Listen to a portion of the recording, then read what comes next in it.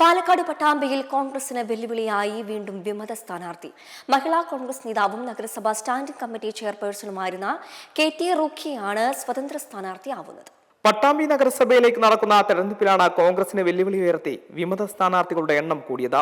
പത്രികാ സമർപ്പണത്തിന്റെ അവസാന ദിവസം നിമിഷമാണ് മഹിളാ കോൺഗ്രസ് സെക്രട്ടറിയും കഴിഞ്ഞ ഭരണസമിതിയിൽ നഗരസഭാ സ്റ്റാൻഡിംഗ് കമ്മിറ്റി ചെയർപേഴ്സണുമായിരുന്ന KT റൂഖിയ സ്വതന്ത്ര സ്ഥാനാർത്ഥിയായി രംഗത്തെത്തിയത്.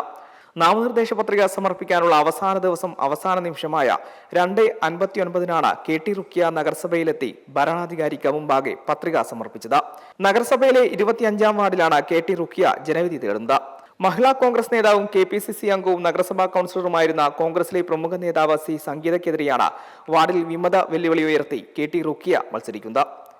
കോൺഗ്രസിൽ നിന്നും TP ഷാജിക്കൊപ്പം V4 മുന്നണി ഉണ്ടാക്കി പോവുകയും LDFുമായി സഹകരിച്ച് കഴിഞ്ഞ നഗരസഭാ ഭരണസമിതിയിൽ സ്റ്റാൻഡിംഗ് കമ്മിറ്റി അംഗവുമായി. എന്നാൽ 4 വർഷത്തോളം എത്തിയപ്പോൾ അസ്വാരസ്യങ്ങൾ ഉണ്ടാവുകയും റൂഖിയ കോൺഗ്രസിലേക്ക് എത്തുകയും ചെയ്തിരുന്നു. എന്നാൽ ഈ തെരഞ്ഞെടുപ്പിൽ വേണ്ടത്ര പരിഗണന ലഭിച്ചില്ലെന്നും താൻ സ്ഥാനാർത്ഥിയാക്കണമെന്ന വിവിധ ഇടങ്ങളിൽ നിന്ന് ആവശ്യമുയർന്നു വരികയും ചെയ്ത സാഹചര്യത്തിലാണ് സ്ഥാനാർത്ഥിയായതെന്നാണ് KT റൂഖിയയുടെ വിശദീകരണം.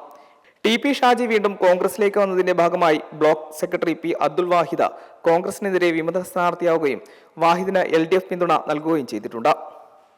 M5 news, Palakkad.